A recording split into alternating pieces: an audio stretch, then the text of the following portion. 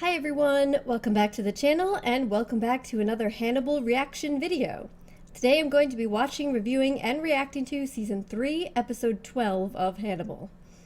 Episode 12, which means there's only this episode and one more left in the series, and I am really interested in seeing how it's gonna wrap up. I discussed this in my last video, but there's been some pretty dramatic shifts in the Red Dragon storyline in just the last episode, which is going to have, I think, serious repercussions for how this whole thing ends up wrapping up. And one thing I wanted to discuss was how I was very curious with how they would wrap the series up, in particular with the fact that they seemingly were concluding everything with the Red Dragon storyline, because the way that concluded in terms of, say, Will and Hannibal's dynamic relationship in the source material really doesn't seem like it would be sufficient for this, given the extent and depth of their relationship in the show is considerably different than it is in the source material. So I wasn't envisioning a situation where the show as a whole was just going to end with Hannibal sending Dollarhide after Will and his family, and then, Will being severely injured again, but killing Dollarhide in the process, and then just going away and being done with Hannibal altogether. That wouldn't seemingly be sufficient for everything that's happened in the course of the series, and lo and behold, they've seemingly found a way to deal with that by having Hannibal send Dollarhide after just Will's family, not Will, prior to the conclusion of the series. And of course they end up surviving and escaping, but it will be having ripple effects. And that changes the source material for Dollarhide as well, because obviously in the book he's just dead at this point. But he's not here, so he's going to have a very different conclusion. And we still haven't gotten to certain elements of the Red Dragon storyline, particularly in terms of how everything concludes with his relationship with Reba, and considering how they've stuck extremely closely to that with basically very minimal changes, more of a straightforward adaptation with that part of the story than with anything else they've done on the show. I fully expect them to still do that, but it's gonna obviously have to take a little bit of a different turn, in at least in relation to the consequences, because in the source material he fakes his suicide in her presence and then uses his supposed death as an opportunity to go after Will's family when no one is expecting it. So obviously that something clearly different is going to be coming if they even do the fake suicide. But so I'm very curious to see how this is gonna go, both in wrapping up Red Dragon and in just wrapping up the show. Yeah, so just 2 episodes to go. I'm excited to get into it. Just a quick reminder before we start with episode 12.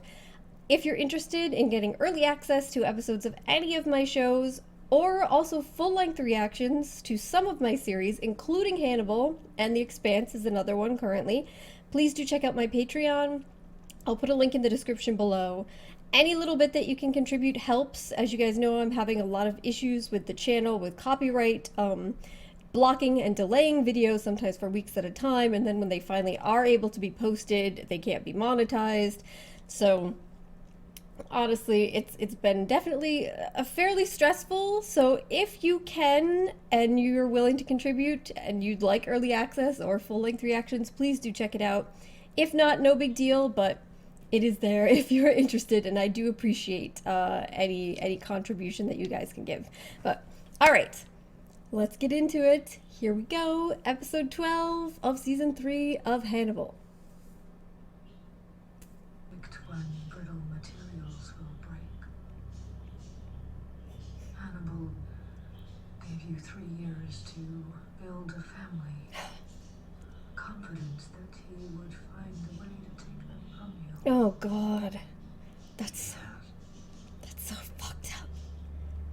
That's so fucked up, Hannibal. Yet again, you deprive Will What's it going to take from of family and loved ones. Is it important to you that he takes something from you?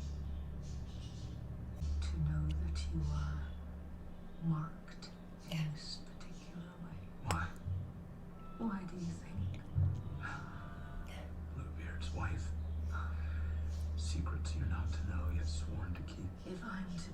Bluebeard's wife, I would have preferred to be the last.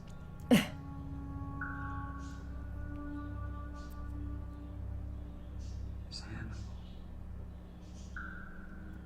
in love with me? Could he daily feel a stab of hunger for you? And find nourishment at the very sight of you? Yes. But do you ache for him?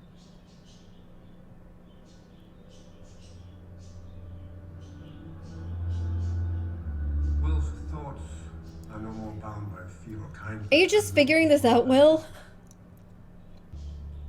For the great day of his wrath has come, and who shall be able to stand? I'll still be standing. Is your conscience clear? As clear as yours. Righteousness is what you and Will have in common. That's true. Righteousness, man does judge and make war. War against the great red dragon. He's not the dragon. You are. The devil himself. He said it. In the pit. He said it. And that makes you God, Jack. Shh. Yes, it does. Woo, Jack. All gods demand sacrifices. So they blatantly say it this time. Just directly, blatantly have Jack say that Hannibal is the devil, and then Hannibal is gonna go out and say, "All right, so what does that make you, Jack? That make you God?" Jack, yes, it does. A smug Jack look on his face. I find it interesting because the Hannibal is the devil is something that they've been playing with in terms of the imagery and the idea behind it for quite some time throughout the series. But then as we come to the end, they're gonna just blatantly say it and put it out there. But I like Hannibal's idea there that that Will's wrath will be coming for all three of them.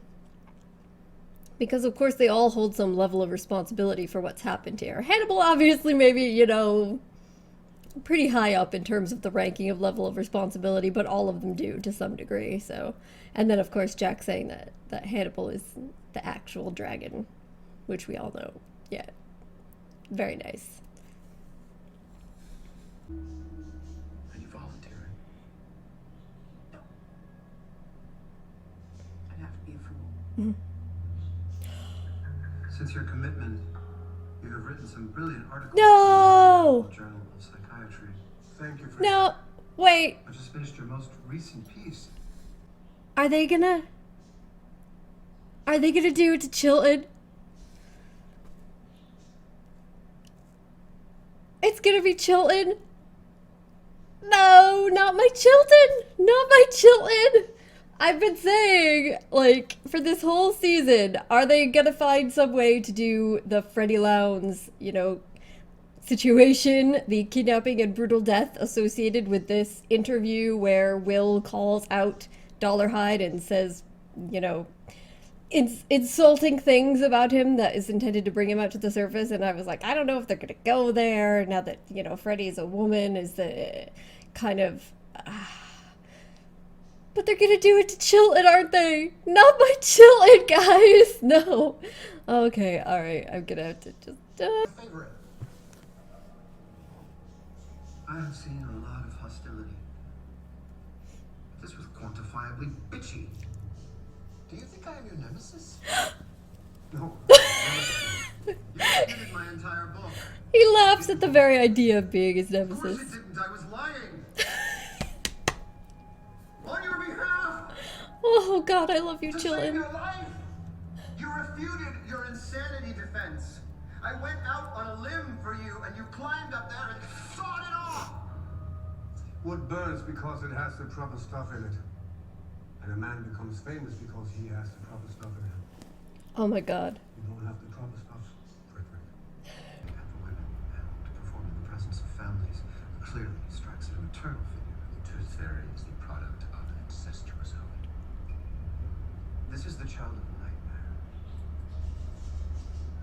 Well, I think we need a key shot of you here in your Washington hideaway. Yeah, Wilson, okay. That's some truth in what Chilton just said. Desk, poring over this artist's conception of the fairy. I'll stand by the window. Make sure you can see the fountain and the Capitol down. And there was some, like, compassion in it, which there clearly wasn't in anything Will was saying. Frederick, would you like to be in the photograph? One for the dust jacket.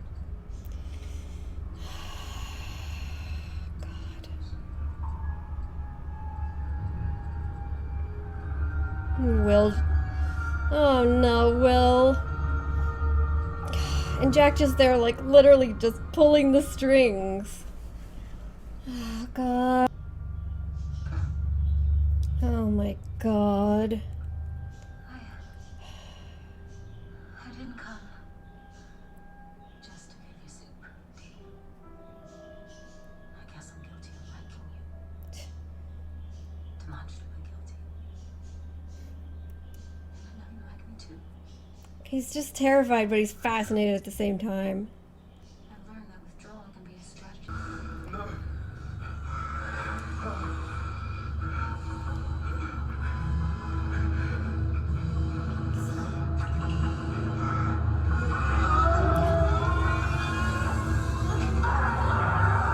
Oh! Oh! Oh my God!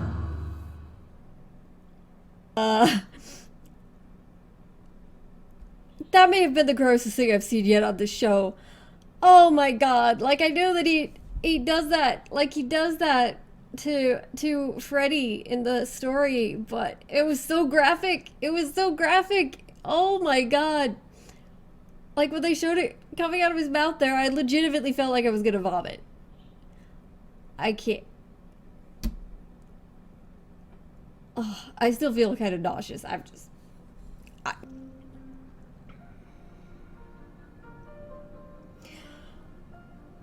He sent him Chilton's lips. Holy. Oh my God. He's gonna eat it. He's gonna eat it. He's just gonna fucking eat it, isn't he? He's just gonna eat it. Oh God. Dr. Chilton often offended me, so I certainly understand the sentiment.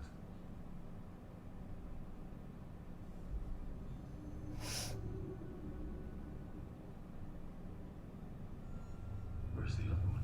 Oh God. Oh God. Anything the other one can. He's so proud of himself. Jesus. I'm sorry, Jack.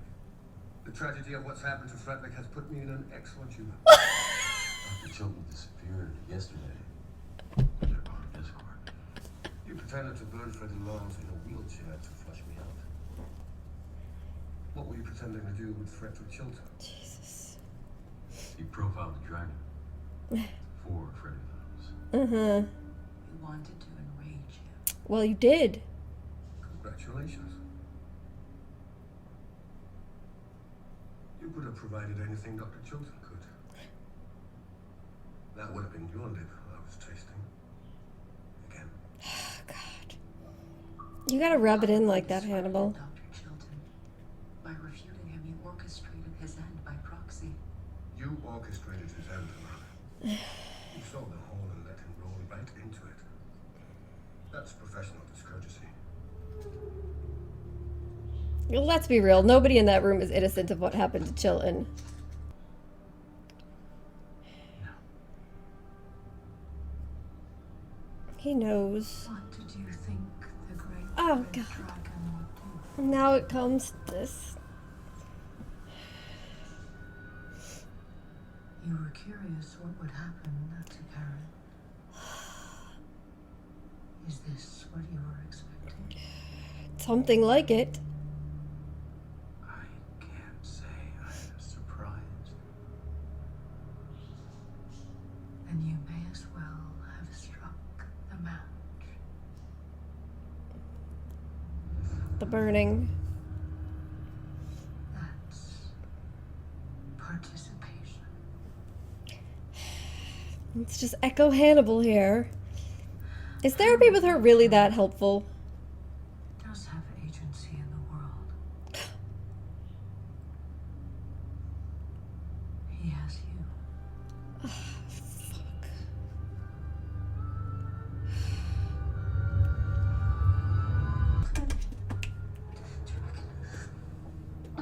dragon.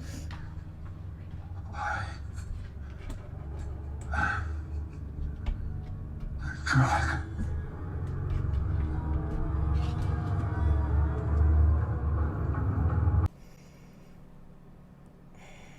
All right. Well, that was episode 12, and that's an interesting spot to end it. I guess my assumption is then that they are going to do the faked suicide, and that's going to be the beginning of the next episode.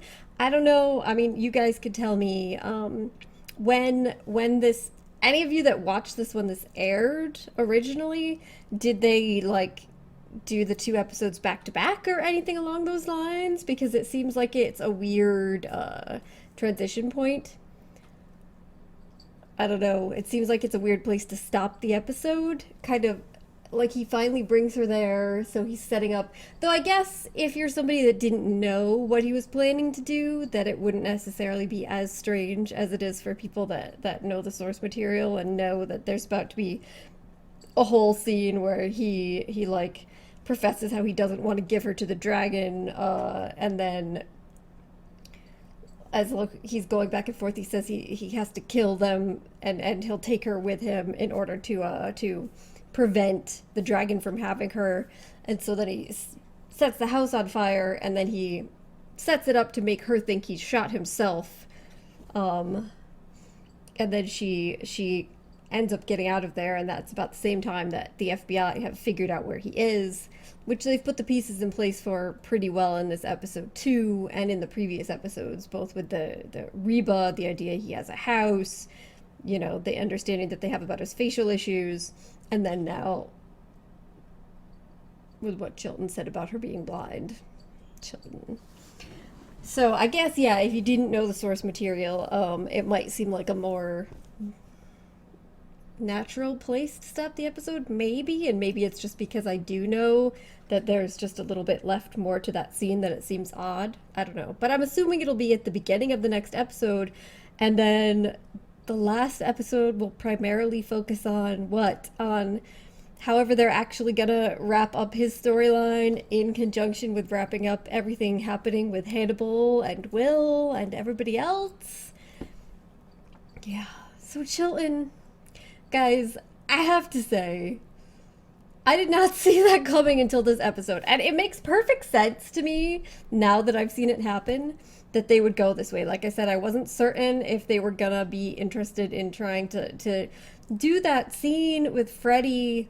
Like, can you imagine? I know it shouldn't necessarily be that way. There's been a lot of women who've died or been killed in horrible ways on this show throughout the course of its history, but I could just imagine it would be difficult for a lot of people to watch him like biting the lips off of a woman in that way, and then yeah, so I wasn't sure if they were gonna actually go there with Freddy. And then as soon as they started talking about, Alana started talking about having a professional opinion there with Will, and that she wouldn't do it, you know, because she understood the potential risks, but that she knew someone who might. I knew that Chilton was going to be the one to die, and so he's still alive, which is interesting. I mean, clearly he's not going to survive this, given the depth of the burns that he has all over his body, but they kept him alive at least long enough to tell Will and Jack what he knew about Reba. But I knew it was going to happen to him, and I just felt it, and all throughout the episode it was building up, and I'm just like, not by Chilton. I just love him. But you know what? The show's coming to an end anyway, so I'm not totally surprised, especially because, you know, the way they have set up the Chilton Hannibal dynamic in this show and in the source material, there's always an antagonism there, an idea that Hannibal wants to orchestrate his downfall, so that in the source material there's the implication that he catches and eats Chilton after he escapes. And so they, you know, they had to find a way to add that in here, and that just was convenient because they also needed someone to die in that way for with Dollarhide too, so they made it work. But I'm that was brutal. I have to say, there's been a lot of really gruesome things we've seen on this show, but just watching that scene with him biting his lips off and the way that it looked, I literally felt sick to my stomach. Like, in a way, I was actually nauseous. And then every time they kept showing back on the lips, like, I was actually feeling better about seeing him the last time when his body was completely burned to a crisp because you couldn't see the lips anymore, because it was just that disturbing to me. It was just extremely gruesome. I mean, it was very well done, I have to say. You know, I think I commented during the video that for me, this scene where he is kind of like towering above Chilton and just psychologically tormenting him while he's stuck in that chair, to me is the most frightening that Dollarhide has appeared yet in this series. You know, he's a frightening character, but he's also, in his own way, a more sympathetic sort of killer than a lot of the other ones, because like Chilton himself said this episode, he's a child of a nightmare. He comes out of abuse, an abusive situation. He has psychoses that is leading him to believe there's this other force figure inside his own mind that he's fighting against at all times or giving into. And also because he has a desire, at least at some degree, to stop, which of course is hindered by Hannibal's manipulations.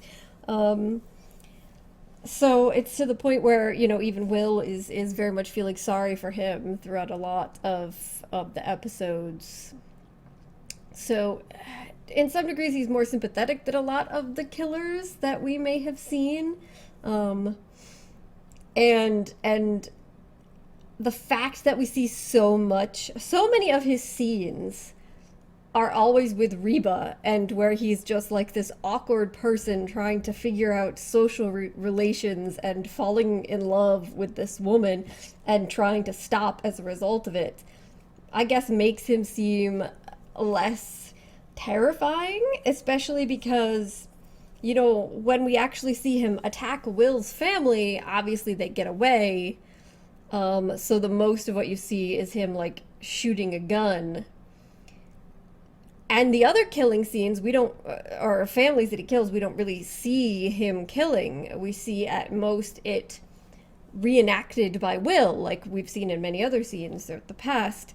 So to me, this was kind of like the big moment of him being like this creature and this dominating, imposing, terrifying, insane presence in front of another human being who was still alive. And it definitely was, like, throughout a lot of the scene, I was just very much focused on watching. It was just disturbing to see, and he definitely does have that presence where he could be a terrifying force, which to me, I don't think that was really highlighted as much in previous episodes, even though they've shown the physicality of him and what obviously he would be capable of because of that. He himself seemed more, I guess, almost pathetic than horrifying and terrifying, at least not in the terrifying way that Hannibal is. But you could see that side of him in that scene. So I thought it was really well done. I think the actor that plays Chilton did a really good job in that scene as well. They did a good job of translating it over from Freddy to Chilton, and makes me wonder if the amount of emphasis they put on Chilton writing these books throughout the course of this season has really all been leading up to that one line moment where he could say, "My readers would want to know," like Freddy would have said in the source material. So I also just wanted to comment on, I think it's interesting that they've been having Will have these therapy sessions with Bedelia, which are clearly not normal therapy sessions because she's not a normal therapist, and they don't have a normal relationship because of their various interactions with Hannibal and then each other. I'm not sure how overly helpful these sessions are to him. I guess in some ways it's helpful to have somebody that he can talk to and try to be as open and honest with both himself and them as possible about his own feelings toward and from Hannibal, and in these various situations. So you know, he clearly expressed a level of horror at the video that he saw of Chilton having his lips ripped off. It was a hard-faced reality of what he had contributed to setting Chilton up for. And he seemed to be, at least to me in that moment, to be, out of everybody that played a role in this, taking the most level of like, responsibility and actually feeling more feelings of guilt than a lot of the others did. You know, we'd seen in the scene previously with Jack and Hannibal and Alana basically all bickering as to who was the most responsible or co-responsible with Dollarhide for what happened to Chilton. And Alana trying to be very defensive and saying, no, it wasn't me, even though she knows deep down that she definitely played a role. And then you get that scene of Will, and it seemed like he was maybe the most accepting. But then you get the scene where he's talking to Bedelia, and it's coming out more and more that, you know, he had a clear sense that something like that was probably going to happen, and that he allowed it to happen, and he didn't want to feel guilt over it. And so I don't know if there's just this tension, this conflict within him over, like, how much he wants to admit to himself that he kind of knew what could potentially happen and he let it happen anyway. Or maybe it's just that he was aware of that, but then, like, personally seeing it right in front of his face, watching it happen, was something else entirely. Which is interesting if you compare him to some of the other characters, because I have a sense that Jack also pretty clearly knew what he was setting Chilton up for, potentially, but he didn't have that guilt response. And I think part of the reason is just because of Jack's sense of certainty about what he's doing and the importance of it, and that it's maybe worth the risk in his mind.